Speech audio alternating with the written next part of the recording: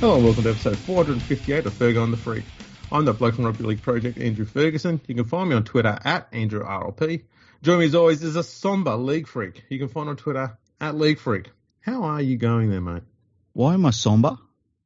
Because England's not in the World Cup final. Oh no, what will Victor Radley do for the next week? He's wanted to play in the World Cup final all his since July. Has it been that long? Yeah. Wow. He wants to make his daddy proud. He went so close. I know. So close. Oh, he'll be fine, yeah. He'll be back home in Bondi soon. Yeah. Interesting week. Hang on, Bondi, Birmingham, I can't remember. I get those two mixed up. They're so very similar. Yeah. They are. I know that one of them is where Ozzy Osbourne is from. Yeah, the other one's full of Irishmen. What's that? The other one's full of Irishmen. Yeah, exactly. People that'll fix your roof for a good price. Interesting week. Australia in the World Cup semis, when they played against New Zealand, I felt like it was two teams that weren't going as well as they should. I think New Zealand had a really disappointing tournament. And they still managed to push Australia a little bit, but I think Australia was really hurt by the fact that Mal Meninga had been chopping and changing with his halves all tournament. I think that next time around you would say to him, look, just, give everyone a run in the first game and then select your best team and go from there, because I think that it's really affected the side's performance. They got the job done against New Zealand, but, that they weren't at their best. And then Samoa come out and put it to England. England fought back a little bit, and then Samoa fought back a little bit. And then Stephen Crichton iced the most cool, calm field goal I think I've ever seen in a big game by any player. Yeah, I mean, last I heard, the English defence still haven't got to him.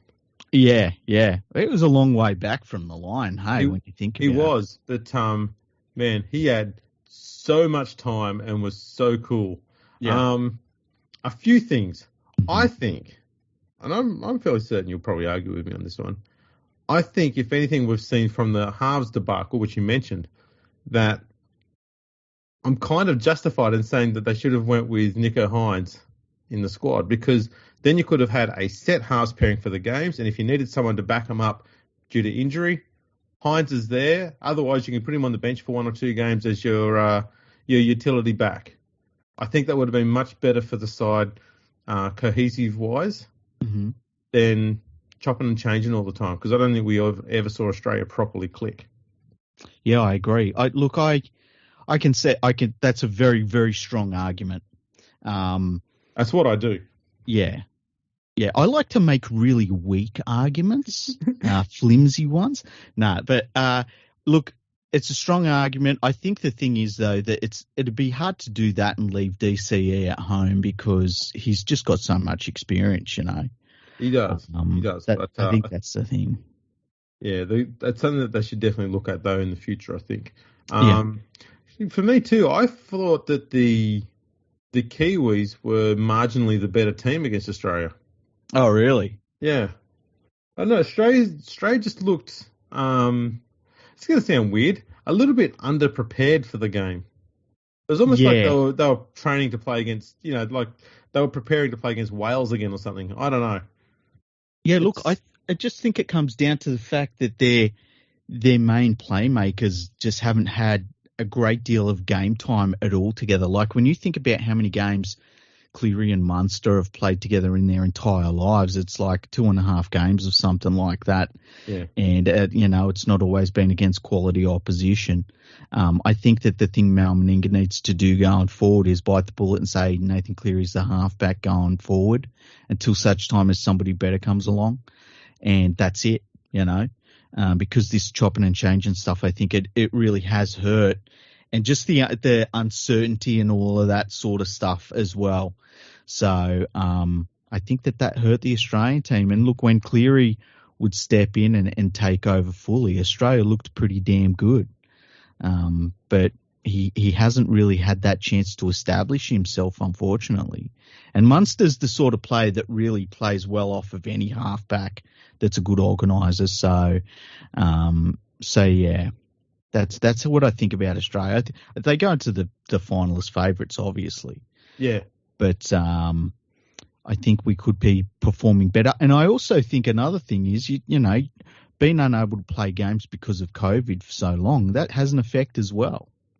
Oh, of course it does. Of course it does. The whole chemistry of the side, and, you know, so many players have been changed up, I guess, in that few years where we weren't playing internationals. There was no chance of transitioning players in there and giving them one-off tests and stuff like that as, you know, as a bit of a, I suppose, not quite a warm-up, but a better understanding and appreciation of what they were doing.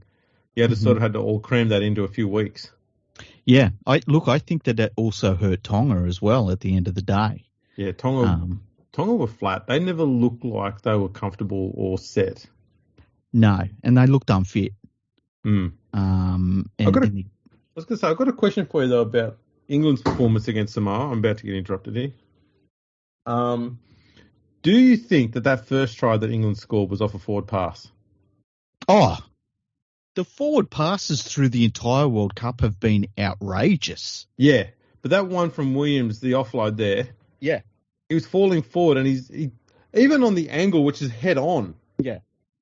You know, this should be like trying to adjudicate whether someone's out LBW from square leg. You know, you shouldn't be able to do it. But you could see the pass going forward from the front on angle. Yeah, yeah. It's like, how is that still being allowed to happen? I don't know. It's one of these weird conversations we have about the bunker and video referee that they won't call on forward passes. And I know people say, you know, that's fine. The referee on the field and the touch judges should sort that out. But surely if they spot it and it's wrong and it's clear as day like that, they should just be able to pull it up. The only problem I have with that is sometimes camera angles are deceptive, and you would get people that will say, well, if they can call the forward ones, they can call the close ones. And then on top of that, like the same people that are letting these forward passes go are also in the box. We've seen some terrible decisions out of the box as well. I agree. So I would just, look, if it was up to me, I would get rid of the video ref for everything except for grounding in goal. And that would be it. I'd just scrap it for everything else. But the forward passes at this World Cup, there's been so many where I've thought, well, you know what? That looked ridiculously forward, but let me just see the replay. Maybe it was just a camera angle or something, and then you see a perfect camera angle, and it's like, wow. What were they watching? It's been terrible. Maybe. And look, hear me out. This is a crazy idea. Yeah. What if we put a second referee on the field? That would probably help things, hey? I don't remember this being this big of an issue prior to going back to one referee. No, look, your idea is radical. I don't like radical change to the game in between seasons. I like it in the middle of the season. Yeah, so maybe we can come back to this idea in maybe April or May next year. So the forward passes have been terrible in this whole World Cup, and I just have gotten to the point where when I've seen something terrible be given as an okay pass, I just have to like zone out. Otherwise, I start like wanting to destroy the world. Do you think it's a one referee thing, or is it a English referee thing? I know we've got a few Aussie refs. Is it 2 Aussie refs, 3 Aussie refs over there? I think that the touch judges, I think it's just on them. That's true. They've been terrible. I think that, you know, I can't say that there's been too many refereeing things that have been a real big issue at the World Cup. No, there's not been any like massive howlers. No, but there have been from the video ref and the touch judges. Yeah, it's 2 refs. Yeah, I agree. I mean, that would solve it. We sorted it out. We had it fixed. Yeah. We fixed a problem that didn't exist. Yep. And then we unfixed it, and now we fucked things. Yep, 100%. Ah, boy. Talking about fucking things, mm-hmm. Apparently Victor Radley's head fucked someone else's face. Yeah, look, I don't know the specifics of what happened, but I do know that Victor Radley was involved in an altercation with an Irish player. I said that on Twitter about watch Victor Radley become Australian really quickly, and I had a bunch of English fans saying, "Oh, you don't know how much we hate the guy who went after," and blah blah blah. Like I'm supposed to care about this stupid fucking inter-town squabbles, and but the fact that these players are fighting at the World Cup is ridiculous, and whatever happened is just silly, and I think it's ironic that the only off-field incident we had at the World Cup was the England team after the head of the Rugby Football League asked if any of the Fijian team had been arrested before the World Cup had kicked off. Yeah, I wonder if Ralph Rumours got any more of his comedy act about that. Yeah, I know. I bet he doesn't. Fucking not. Yeah. So mate, we've got to sack some touch judges. Mm-hmm. Sack Ralph Rimmer. Yep. Obviously we're gonna have to sack PVL because he was the one who got rid of 2 refs. Yes. We've got a few heads on the chopping board already. We do. Everybody that's involved in organising this World Cup, they can go. Oh, but the crowds. Yeah, I know. Sorry, we moved away from the crowds. But the viewing numbers, the are we still on that one? Are we still bragging about that one? Well, they bragged about it, and then when they were asked for the viewing numbers, they wouldn't give them. Yeah. You exactly. don't need to know. Trust us, they're good. Exactly. And you know what I thought was interesting is they hold one game in London, and it's a semi-final, granted, but they hold one game in London. And some people were disappointed with the crowd. I think there was about 40,000 people there. I can cop that. Get 40,000 people to a semi-final. I'll cop that, Yeah. I thought that it looked not too bad on TV, considering. But then they'll say people in the South don't care about rugby league. This is right. Now, the one thing I noticed that they have been banging on about is comparing this World Cup crowd figures to the last one. Yeah. And they were making out how much better things were looking for this World Cup than the last one. Yeah. Now, we're at the final. Mm-hmm. Okay. They need to get at least 26,480 people in order to equal the total crowd figure of the last World Cup. Mm-hmm. I'm fairly certain they'll go past that. Yes. But it's not going to be by the sheer volume and masses that they kind of were gloating about or celebrating about. We're talking it might be by like 10, 20,000. It's not worth that huge amount of fanfare and fucking gloating and dick swinging. Yeah, I agree. And especially when you look at, when they announced the venues for the last World Cup, they were really poorly.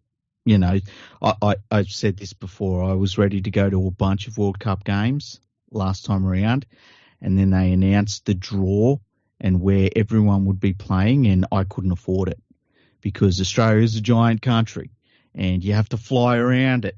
And and it wasn't just all in Australia either. Yeah, exactly. Played in Port Moresby, Auckland. And look, I've got no problem with games being shared around. I think the best World Cup that I've ever seen personally was 2008, where they kind of had teams based in regions, and it allowed fan bases of those teams to go there and commit to that area. I thought that was pretty good the way they did that. That was well organised. The crowd figures didn't come through too great, but it was much better organised. Yeah. Mind you, the crowd figures were obviously going to be down because there was less teams as well. Well, the other thing is too, that was trying to restart the World Cup after the absolute disaster in 2000 that saw the 8-year gap. And that 8-year gap was there for a reason, because the Rugby League World Cup had been poisoned by how terrible that competition was. So there was also some trepidation about the World Cup as well. And I don't think, probably outside of 2000, I don't think we've seen a World Cup that was more based upon the grandparent rule either. That's true. There's a lot of the 2000 World Cup was utter debacle. Yeah. We might have to go and do an episode on that one day. We will. It is outrageous, and it's crazy. And that's, anybody that thinks I'm cynical about the World Cup organisers when they come out with statements, and then it turns out they're not true. There's a long history of that, and I don't care if anybody doesn't like it because I always end up being proven right by time. That 2000 World Cup, though, I mean, it's one thing to have statements coming out in the month or two after a World Cup, but that 2000 World Cup had statements coming out years after. They're still trying to convince people that, no, it wasn't as bad as it looks. Yeah, and like, are we saying things like, we're in profit before a ball is kicked, and then it's like, well, it wasn't a huge profit, and like, it's, as you say, 3 or 4 years later, it's like, we broke even, and then it comes out that they lost millions. Mm-hmm. So, I have zero faith in people that run International Rugby League, and they always meet my expectations. Yeah, and that's not great. No, it's terrible. I wish it was different. Yeah, what else has been going on in the world of rugby league? I have heard a rumour that involves the West Tigers. I can save it for later or I can do it now. I think it's a well-known one at this stage. Yeah, let's do the West Tigers one next. All right, the word going around is that the Tigers have decided to release Jackson Hastings to the Knights, and in return they get David Klemmer. Well, I think any time you can release the player that probably impressed you in your side the most, you've got to do it. You can't have players hanging around the club that come in with a really good attitude, make a real difference. Genuine leaders. It just makes no sense you'd keep a player like that around. And if you can look at another club and say, look, you've got a highly paid, disappointing former rep player in your side, can we take him on and you can have this player that's been doing too much for our club? It's a no-brainer. You just have to. It's what we call genius within the club. It really is. And it's long-term thinking too. The crazy thing here too is that for the entire off-season this year, or pre-season this year, and ever since even for the opening seasons opening months of this year, and in the last few weeks, the talk always was that Luke Brooks was going to be going to the Knights. Mm-hmm. And that hasn't happened. And yeah, people wonder why we're sometimes very savage on the media, going, if that's their mail and they were sticking to it for a whole fucking year, and then bang, out of nowhere, Luke Brooks is going nowhere and Jackson Hastings is the one leaving. It's Get crazy. better sources, fuckers. Yeah. I think that when you look at, I just can't imagine that you run the West Tigers and you say, we've got to get rid of one of these guys. And it was clear they had to get rid of one of them. Who was it going to be? And you end up getting rid of the one that's better. Yeah. Makes no sense. It makes zero sense. It's the West Tigers, and they'll bring Klemmer on. And look, Klemmer was average in a very average Newcastle side at times. He was, he just didn't look like he cared, like a lot of the Knights players. Poorly coached up there at Newcastle, but he's a former rep player. He should have done better, and I don't know what to think of the West Tigers anymore. I've seen some people saying, "Oh, they've recruited really well," and this, that, and the other, and I'm like, I don't think so. Have they though? I know exactly.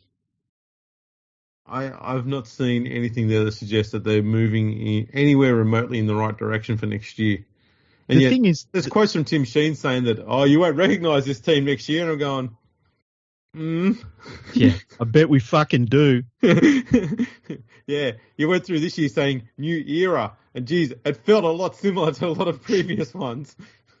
The thing is though, say they finish in 10th place, or even like 13th or something like that, there are going to be people that are going to say, "Oh, but we improved." There will be, and it'll be the majority of the West Tigers fans. Yeah, we got off the bottom of the ladder. We're so much better now. I'm going, no, that's not an improvement in the last 10 years. Mm. It's still shit, and that's what it's going to be. I hope. Sorry, go on. No, you go, you go. I was going to say, I hope when Jackson Hastings goes up to Newcastle, he keeps the same good attitude and he just doesn't get infected by the bullshit that goes on up there, the carry on, the pub team mentality, garbage, and the poor coaching. He's got a chance to kick on and be a solid first grade player. We saw that. He stood out in the West Tigers side, which is hard to do because he's surrounded by a lot of sucky players. I just would hate to see him go up there and suffer the same fate as a lot of players that go up to Newcastle and they get dragged into this shit. You know what I mean? Yeah, absolutely.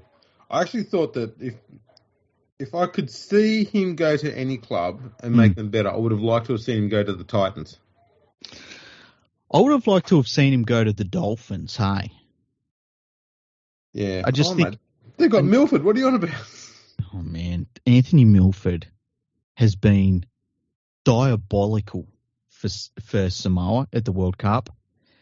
And it was crazy to watch the commentators in the Samoa versus England game. And they're like, Milford's just pulling the strings. And it's like, he's kicked out on the full twice in a row. Like, Yeah, those strings he's pulling, they're the wrong ones. Yeah, it's incredible. But I would have liked to have seen him go up there under Wayne Bennett, got a lot of veteran players around him, clean slate at the club and a new environment. I think that would have been good for him. The Gold Coast team, they need a new coach. You can't have a former St Helens coach at your club. It's just a killer blow when you've got a former St Helens coach at your club. We know that. But yeah. But otherwise, it would have been a pretty good signing, I guess. But I like Sexton. I think with time, Sexton is going to be good up there. Yeah, no, I do agree. I just think that it'd be good to have a legitimately set halves pairing there. Yeah. And you need someone with a bit of experience next to a young guy. And I just think that Hastings does have that. Yeah. And he's a genuine leader, which I think also that the Titans' backs are lacking. And he's an on-field leader too. Like, it's a lead by example sort of player, which is interesting about him. But, we'll see how he goes in Newcastle. Maybe he can do that in Newcastle. He certainly will. And Clemmer, look, I mean, he's going to be an absolutely perfect straight swap for Tamo. Yeah, that's what worries me, hey? How Tamo just epitomizes so many West Tigers signings from their entire history. Like, old player, he's coming off a good season. He's on big money, I know, but he's going to lead by example. He brings all out of that experience, and he just nothing. Turns up and he goes, cha-ching. Yeah, put his feet up. Look, the Tigers do have. I'll be optimistic briefly, and this is genuine. They've got a lot of very good, talented young juniors coming in through in the system, but they're probably a good 2 or 3 years away from making the NRL comp. Mm-hmm. So now is kind of really, really important to set up a bunch of 25 to 30-year-old players in that age group there to help them make sure that they take that next step, they get that bit better right now, so that when these young guys come in, they've got a bunch of very, very experienced and guys at the peak of their careers around them to support them and look after them on the field. And it's just going to be another year where these young blokes are going to get thrown into the fire with a bunch of blokes, and there's just nothing. There's no structure. There's no plan. There's nothing. Yeah. It's a mess. And a lot of these young guys will just go to other clubs and get better there because that's usually what happens. Yeah. Oh, man. Being a West Tigers fan's got to be tough. It's punishing. Now, the other thing, too, I don't know if you saw this. Mm-hmm. Justin Potato, he's pretty confident that COVID's over now. Why? What's he said? Well, he said, we're going to be the first team to take a home game to New Zealand in the post-COVID era. Oh, that's right, yeah. They're playing in Hamilton, I believe. That's right. And look, it's great that they're going there. I want to say, I think, though, we said this very early on, I think during COVID and then the lockdowns, that once it gets back to being able to travel everywhere and we can get back to having regular seasons again, that the Warriors should have one full season where they get every game played in New Zealand. All their home games will be at Mount Smart, all their away games at other centres throughout New Zealand. Who cares where? Yeah. That's just the minimum that they should have been given. And what they've been given is the Tigers. And I just think that is fucking piss weak from the NRL. So do I. I think it's not enough. And I can understand. I can look sit there and go on about how fucking great it is, and we thank you so much. You helped us have the competition. Here's your reward. You get a third bye or a fourth bye for the year. It's not like my understanding too is that it's not even as though they gave extra money to the New Zealand Warriors to, because there's a lot of things that they would have missed out on, like season tickets and sponsorship deals and things like that would have been affected by having to relocate for basically 2.5 years. And it's not even as though the NRL said, well, because of that, we're giving you $5 million to get back on your feet, Yeah. So, it's just a lot of lip service from the NRL, which you expect out of the NRL these days. And it is disappointing. I could understand if the NRL said, look, we're not doing it this year, we might do it next year, because you have to be wary of what the New Zealand government, which is little more than a council, you got to be wary about their weirdo policies that they put in place. Anybody that doesn't know this, they're worried about cow farts at the moment. Cows farting is a dangerous problem in New Zealand. They are dangerous. I did remember seeing a cow farting once, and a cliff just collapsed. Yeah. Another one did it pointing one of the mountains out there and just blew the top off the mountain. Mate, they're fucking nasty. Look, any time that you can destroy your entire dairy industry because of methane outlet while you live on a fucking volcanic rock that does it every fucking day, you got to do it. Yeah, I mean, cows, volcanoes. Obviously, one of them's unnatural. Exactly. It's the cow. It's them manufactured cows. Yeah, those man-made cows. Yeah, eating that manufactured grass. That's right. Sounds unnatural to me. Well, See, this is what happens. You let vegans go around doing this sort of stuff. Exactly. Grass munchers. Exactly. I mean, that's why you got to eat meat, people, because you're getting rid of the cows and the methane. It's the least we can do. I agree. We can't get too political on here, though, can we? No. I mean, we can shit on the vegans a bit. Yeah, that's allowed. Yeah. I'm basically calling cows vegans, by the way. I'm sure people get upset there. Yeah. Now, the very, very prestigious Golden Boot Award has been announced overnight. Oh. And it has been won by none other than New Zealand's Joey Manu. Congratulations, Joey Manu. Yes, congratulations. Joey Manu.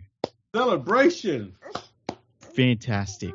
So the shortlist for the Golden Boot Award was a weird one. And so it was Josh Addo-Carr. Can't argue with that. Mm-hmm. Jerome Luai. Can't argue with that. Joey Manu. Meh. I thought that was a weird one. And then two English players, Victor Radley and George Williams. George Williams? Yeah, George Williams.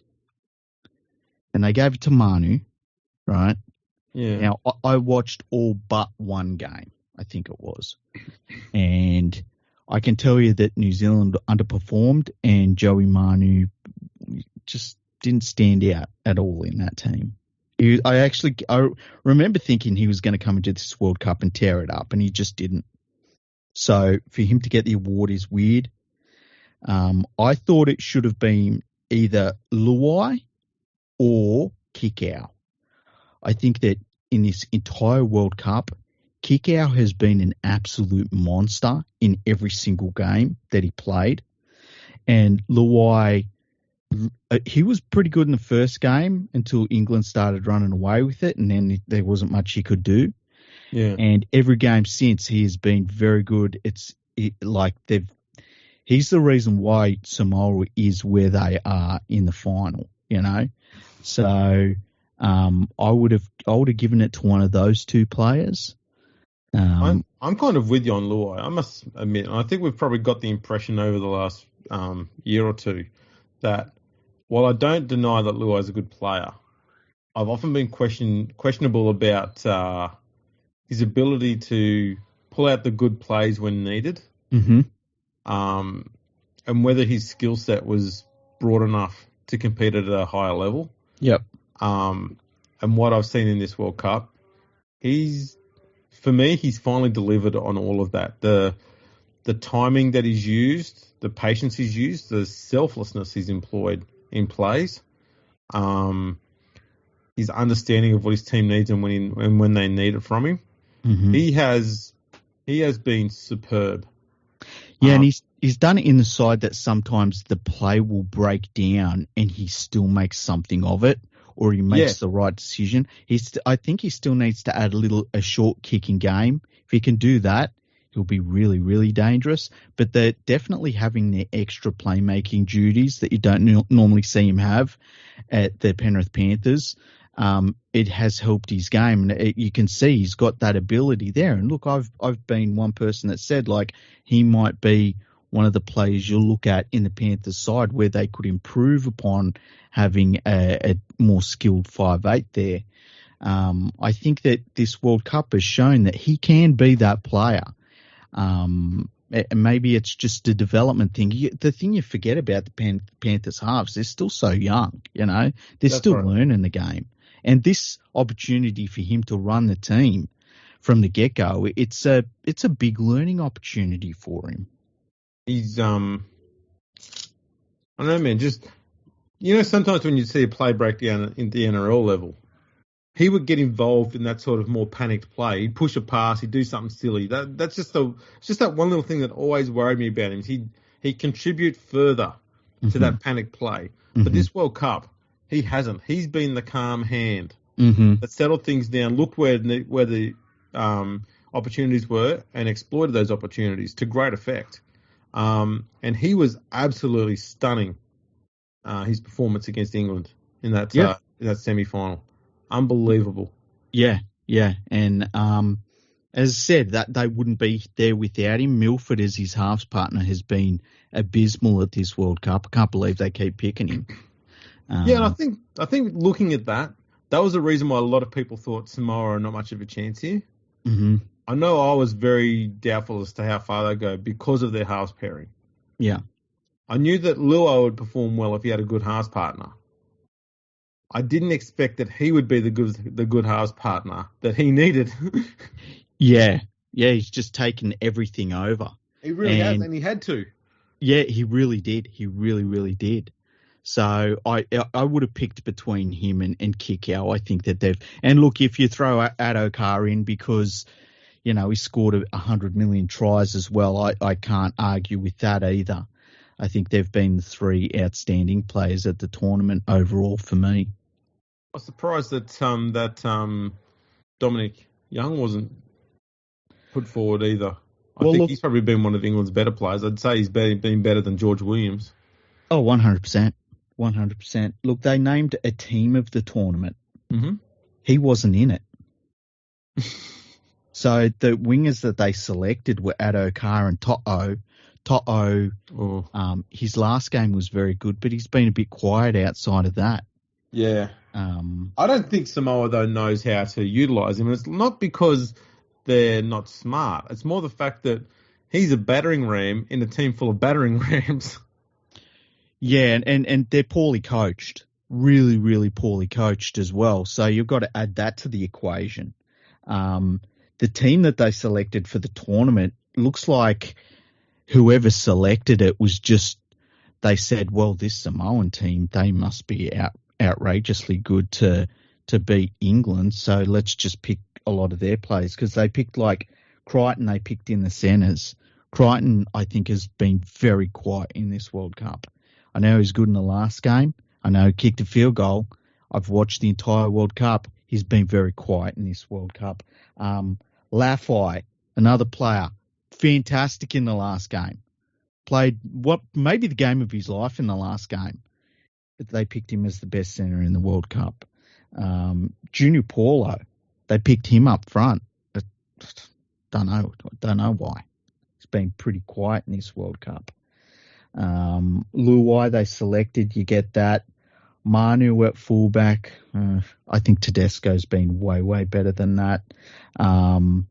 Victor Radley, they selected him. They've gone off about Victor Radley. I've been watching Victor Radley. He's been okay, you know. Yeah. He's George Williams. They picked him as the halfback. It's like, really? I don't get the rap. I mean, other than the pants department, what's the big rap on George Williams, man? Hughes was pretty good for New Zealand. He did suffer a couple of injuries through the World Cup, but I think he was outstanding for New Zealand. So it's a weird one. And you get to this point in the World Cup. And look, we've seen it even with some of the man of the match selections, and they're selected by the commentary teams, but I would say 85% of the man of the match selections have been like mind-blowing. Yeah. So I think it all just plays into that. I think that it's a lot of English shit that's involved in it, and I don't understand it. I think if you understood it, you don't understand rugby league. I'm just glad. I've only just seen the team now.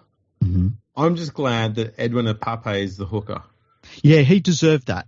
Man, I have loved watching him play. He is a fucking beast. He really is. He's a fantastic player. He definitely deserved that. He's got 100%. He's got good ball passing skills off the ground at dummy half.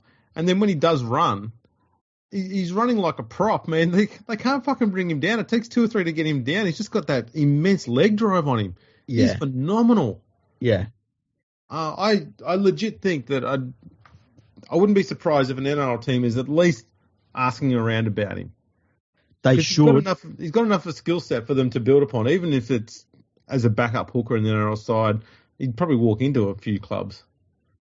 Yeah, I agree with you. Like, bring him on in a backup role and see how he goes off the bench, and I think he'd force his way into the starting team. Yeah, I've got huge raps on him. I love the way he plays the game.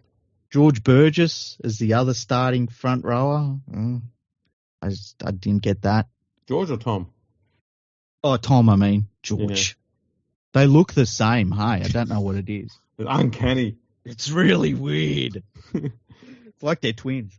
But yeah, so it's a similar sort of thing. And when you point out how weird it is, then you get the sycophants that just pretend that, everything the International Rugby League does is wonderful because it gives them access.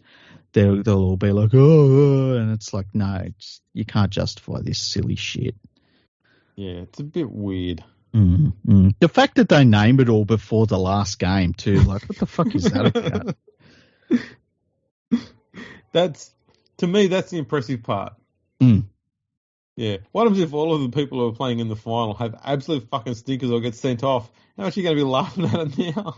Well, what if Luai, right, has the greatest game we've ever seen, leads Samoa to a World Cup victory, and he's not the player of basically, because this is basically the player of the tournament, Well, I think the point we're making here is that the final, the World Cup final, is actually one of the games in the entire tournament. You can't announce a team of a tournament when the tournament hasn't fucking finished. Yeah. The only thing International Rugby League could say, the best international player in the world, and it only counts as internationals for now, but we don't take the World Cup final into account. Yeah. That'd be Why silly. would we include that game? Yeah. Makes no sense. Yeah, it's docile. Yeah. Yeah, it's docile. I used to get fired up about it and stuff. Now I just throw my hands in the air and say, this is so fucking dumb. Everyone knows it's fucking dumb. It's like the world rankings, it's just dumb. I'll tell you what, this is the thing I've been most curious about is how they're going to change after the World Cup. 1,000% England move up. Oh, yeah, they'll be into number... Where are they now? Well, they'll be number 1. 1,000%. Yeah, because New Zealand aren't winning the World Cup final. Samoa might move up above like one other nation. Yeah. Australia might move up to 3. I think the way that they'll justify it is they'll say, well, New Zealand lost to like number 4 Australia. That's a big loss. And, you know, I know Samoa beat, you know, England, but, you know, so England's the worst team in the world. They'll have something where they'll say like, winning the World Cup doesn't carry any more weight than a normal test. I do know that it does have a little bit more impact. Oh, does it? World Cup games, absolutely they do. They carry a bit more weight. The World Cup final. Yeah. Okay. A little bit more. Not much more, but a little bit more. Okay. Also, sure. There is recency bias. So, and I wish I could remember how many years it was. It's either 5 or 8 that they use the results for. So I wouldn't be surprised if Australia moves up, but I'd be surprised if they move into the top 2, even if they win the World Cup, purely because these are their only international matches in 3 years. Yeah. So I suspect that no matter what Australia does, they're not going to rise too high, and they will probably still be behind England, only because England have been playing more regularly, and they made it to the semis. And New Zealand will probably still hold down the top spot. These are my predictions. I'm not saying they're right, but these are my predictions as to how it will look. I don't think the top 4 is going to change too much. Tonga will drop down below Australia. I think that's what will happen. So you'll have New Zealand, England, Australia, Tonga and Samoa will be close together. And I think they will find a way for England to be number 1. I think they'll find a way. I don't know how, but I think they'll find a way. It's possible. Yeah. It's the recency bias thing is still going to be haunting Australia for a few years. That's why Australia just needs to get out there and say, you know what, we're just going to play like 35 test matches over the next 3 years and destroy the whole ranking system. That's all they're going to do. Here's the thing: Australia is like on the longest winning streak in a World Cup. Like, I think that they haven't lost in 2 World Cups now, something ridiculous like that. Like, haven't lost a game. Yeah, it's something nuts like that. I'll get the actual record here. I can't remember what it was. I do remember looking that up though a while ago. Yeah, and so, but that doesn't count. Well, no. You don't count like all the facts. Yeah, exactly. Just the ones that work towards your argument. Yeah, just some of the facts, not all of them. Yeah. So, but at the end of the day, if people in rugby league don't pay attention to those world rankings, then who cares, really? You know. That's the thing. A lot of this World Cup has shown is like. Actually, Australia's last loss was in 2008 at a World Cup game. There I think that's the final, isn't it? Yeah, I was there for that game. And that's that. So Australia's last 5 losses in the World Cup. You ready? Yep. This is going to take a bit of scrolling. Can I guess them? Sure. So, the last one was 2008. 2008. Then I think the previous one would be. Was it the opening of the 2000 World Cup? No. Okay. Then it was the opening of the 1995 World Cup. Correct. Okay, and then before that, I'm out. I got to tap out.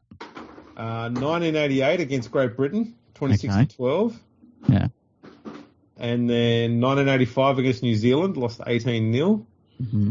And then 1975 against England, they lost 13-16. Wow. That's their last 5 losses. Wow. The next loss after that was 72. Yeah. 6 losses since the 1972 World Cup. That's incredible.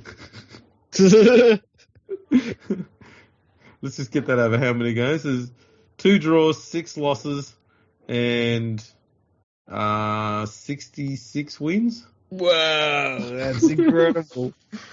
Number 4 in the world, people.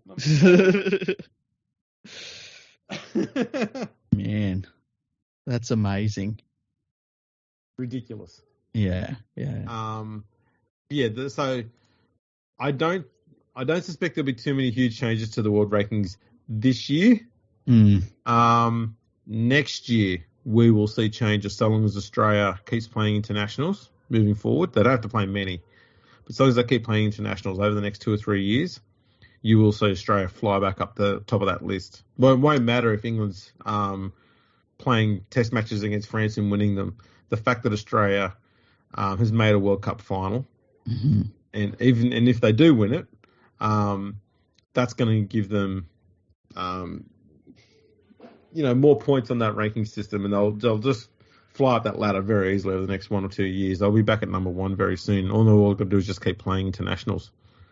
Yeah, I think it's clear that Australia needs to just, get to the end of the year and play New Zealand, Tonga, Samoa, Fiji, PNG in any order, know. That maybe not all of them every single year, but, play 3 of them or 4 of them, however many you can schedule.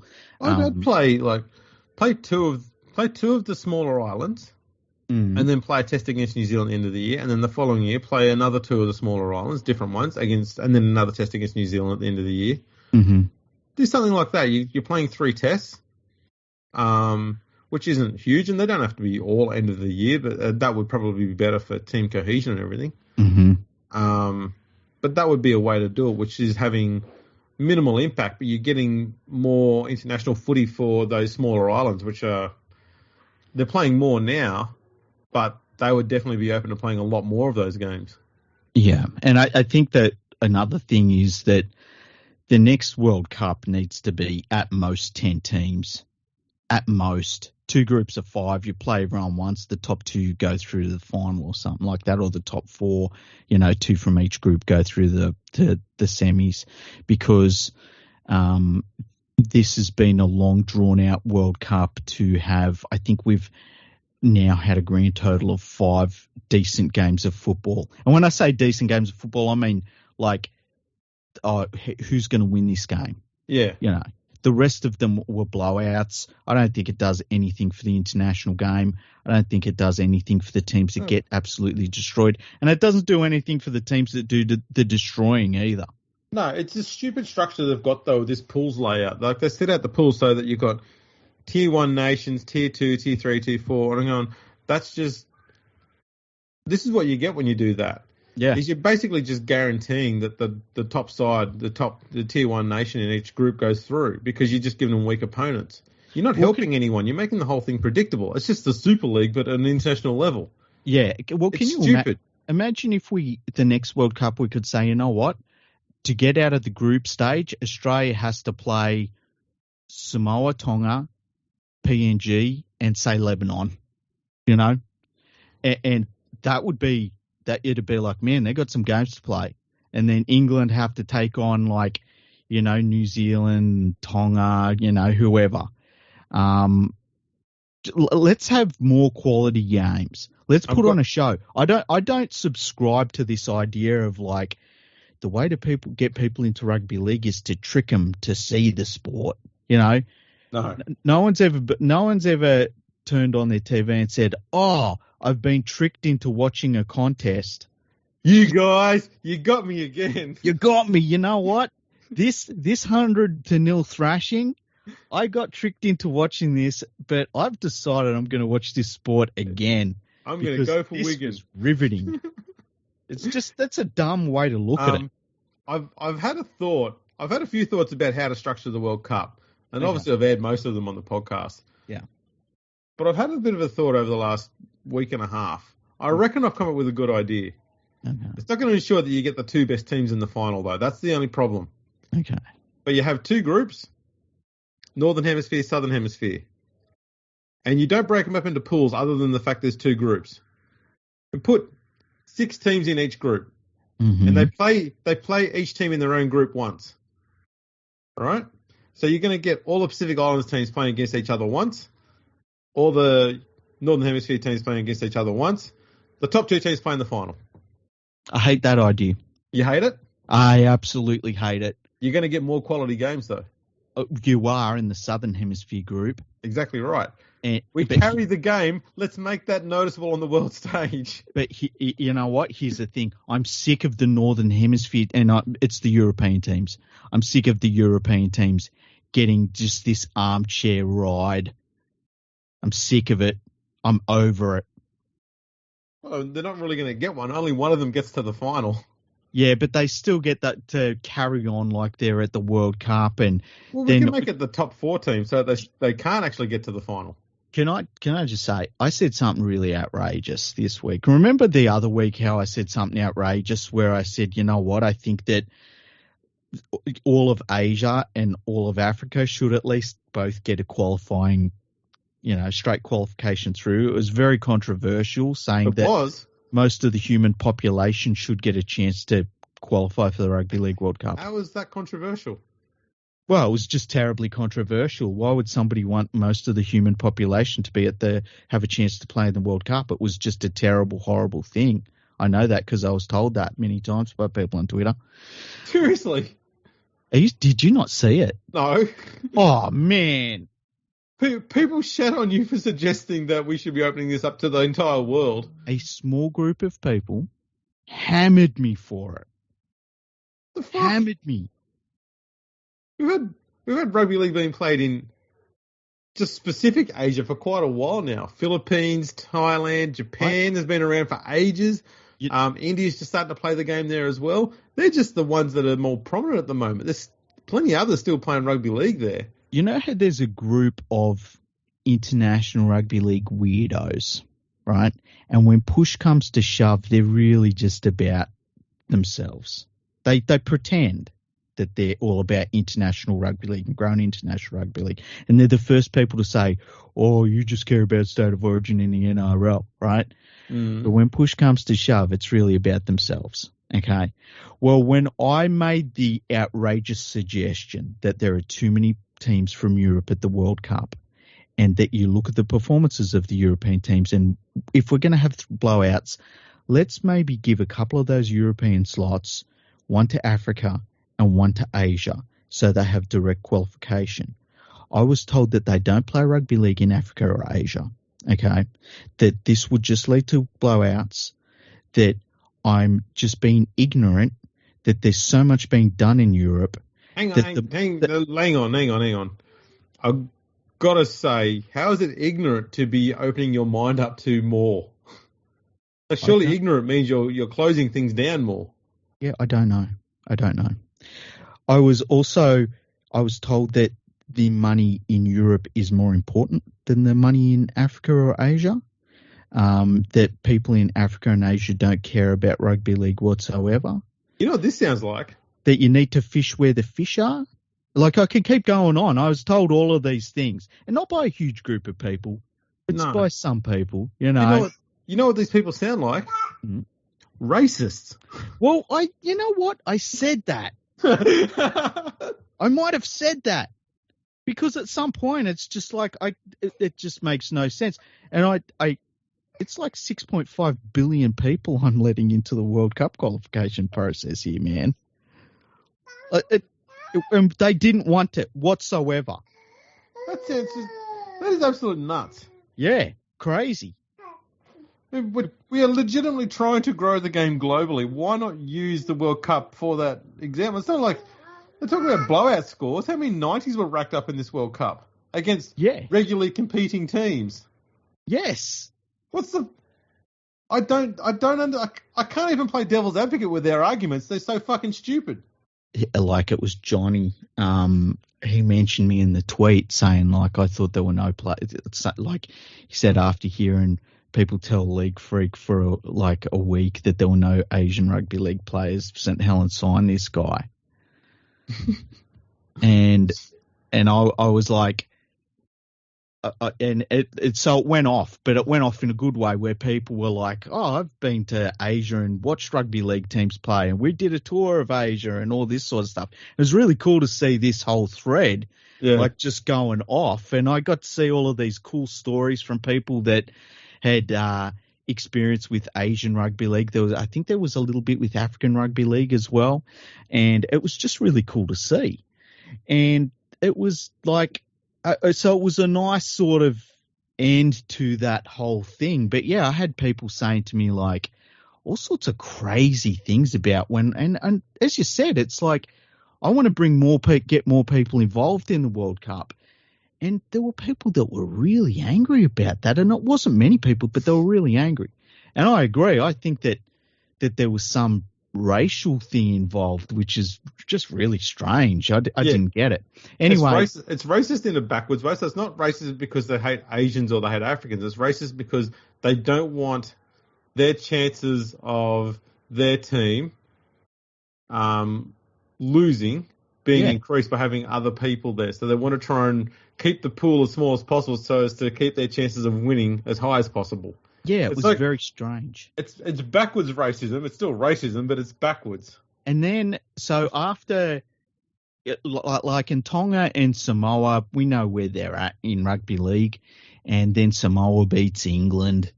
And I was like, well, what this shows is that International Rugby League, if they're going to spend money, they need to spend it where the teams are able to develop. And it's obvious that Samoa is a place, Tonga is a place, Fiji is a place. And I got pushed back from there. And I had people saying, well, look at the population of Tonga and Samoa. They're tiny little islands. And look at the big population in England. Surely it should be spent, where the bigger population is. And I'm like, that makes no sense. Yeah. Like if you've got these small places that are producing the vast majority of the elite players that we're seeing at this World Cup, then that's where you've got to spend, where the talent is coming from. And it just, it's not going to happen because the International Rugby League, it's an English-based organisation and they just are very inward-looking. But it would have been nice if some of everybody's money that is supposedly being made at the World Cup went to the places where players are actually being developed. It'd be nice. It would be nice, but it won't happen. So, Andrew, is there any other news in rugby? I tell you, it's another little bit of news in rugby league. Yep. There's a funding issue within the NRL. It's not really a funding issue. It's more of an issue where clubs and players want a fairer share of the pie from the NRL, and the NRL is trying to placate them while doing so, having negotiated a lower broadcasting deal during the absolute middle of COVID for no reason whatsoever, which gave broadcasters a big discount on what they were paying for the game. And then a couple of years later, the AFL, who just stuck with their current deal, negotiated a massive increase. And so clubs and players have basically gone to Peter V'landys and said, what the hell? And he's placating them by offering clubs, I think it's about a $5.5 million increase on their grant.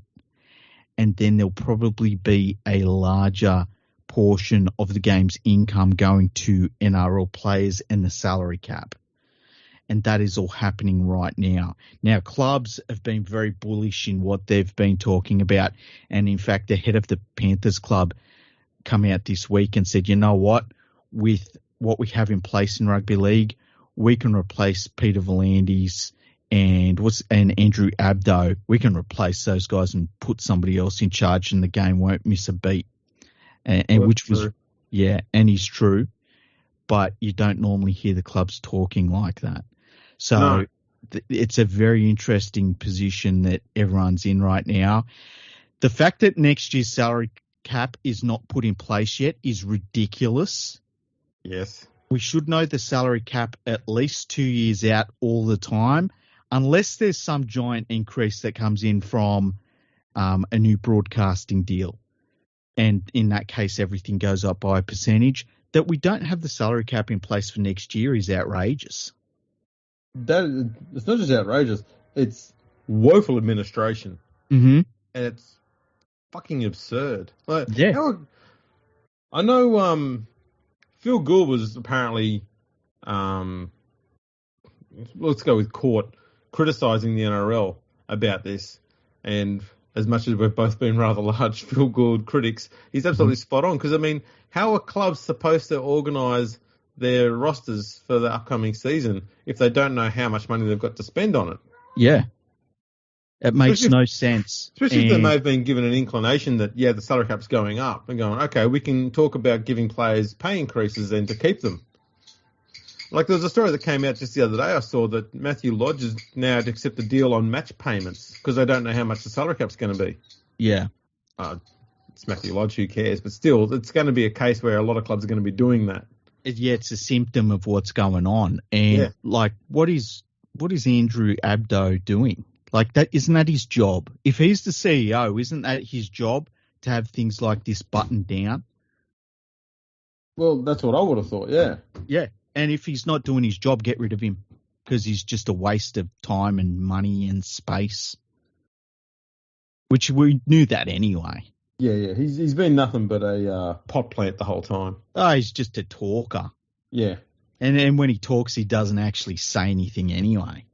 It's just verbal noise. It's verbal diarrhea is what it is. That's all he's doing. Yeah. He's just opening his mouth and pooing. Yeah, pretty much. And Peter V'landys, he's just a fucking idiot.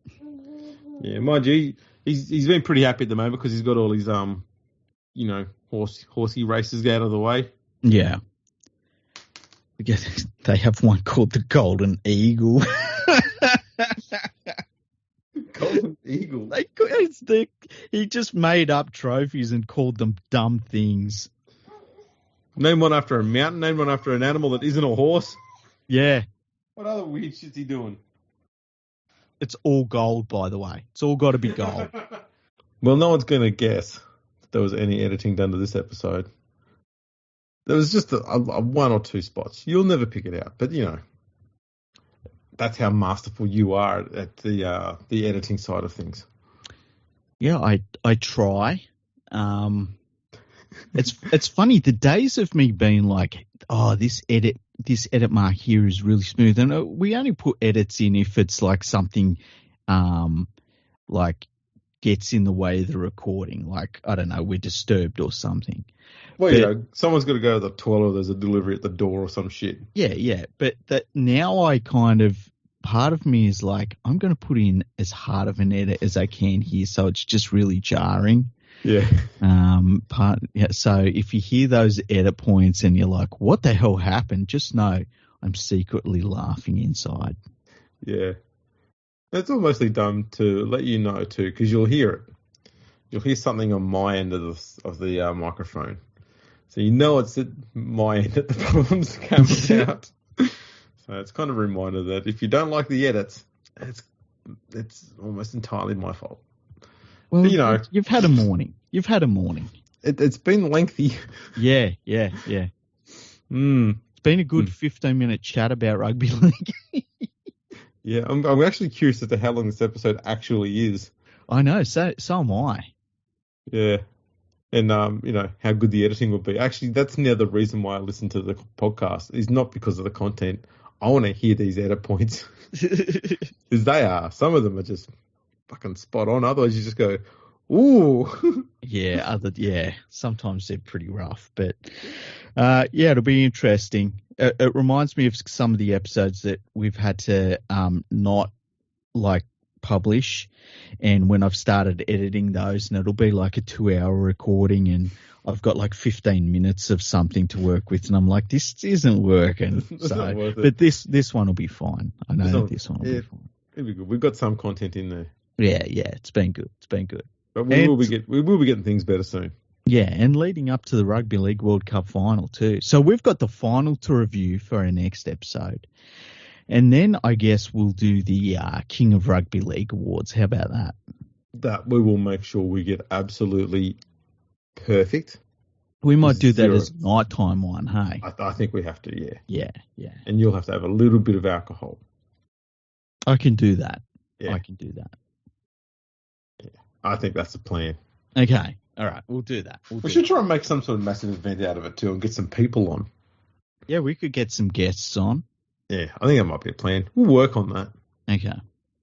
They can give their awards. Not that they'll be worth anything, because the only ones that are worth a pinch of shit anywhere are the King of Rugby League awards. I agree, hey. I knew you'd see it my way. Yeah, I suppose that's pretty much it for this one. Yep. Thank you, everybody, for listening in. Godspeed to you, Freaky, because for the amount of editing you have to do. Just so people know, we did record this on October the 18th. Hopefully it's out within a month. Make sure you check us out on the socials, Instagram and Twitter at FergoFreakPod. We're on LinkedIn, Facebook, YouTube. Check us out there as well. Follow that bloke at LeagueFreak. I'm at AndrewRLP. I don't know about you. I've been losing followers on Twitter the last few weeks. Oh, really? I don't know. Let me see. About 20 or 30 odd. Let me see. I'll tell you right now. And I think it's just because I haven't been using it, or maybe I haven't said anything about Elon Musk. I think I've lost 5. Oh, there you go. Yeah, so it might just be, I don't know. Maybe I upset someone. You do that a lot on Twitter. I tend to. Yeah, I'm glad I don't do that. I know I upset an actual mainstream journo the other day. Oh, really? They showed some sort of emotion, huh? No, he just said, "Thank you, Andrew," and then he unfollowed me. Oh, who was that? Michael Carianis from Sydney Morning Herald. Oh, fuck him. But to be honest, I've never had a drama with him, but it was just weird because I just pointed out how he was writing a piece about Anthony Seibold that was positive. And I said, this is all just part of the normal news cycle we get when it comes to, when the media wants coaches sacked, they'll do pieces of how much the players, coaches lost the dressing room and the players are turned on the coach and the coach has done this wrong and, why this coach should be sacked. Then that coach gets sacked. Then they'll promote someone to get in there. When they get in, there's just puff pieces galore about them and why they're the right fit and everything like that. That's pretty much what I was saying. He said, "Thanks, Andrew." And then unfollowed you. Then unfollowed me. I was like, it's kind of I don't know, soft response. Yeah, look, I find the less you have of journalists following you, the better. I block journalists. If you've got a blue tick, I'd probably block you, hey. Except there is one that you wouldn't. Hey? There is one, though, with a blue tick that you wouldn't block. Our old mate, James Smith. Oh, yeah, James Smith, but I don't think of him as a journalist. I don't know if that's right or wrong, but I just think of him as James Smith. He's a fucking legend is what he is. Yeah. And I follow, the only other ones I think I follow are Rugby League Week Mole. He hasn't got a blue tick, though. And Craig Nuremberg's. And that's it. There you go. We've got the list of all the big names here. Yeah. So thank you for tuning in. Apologies on my behalf for the...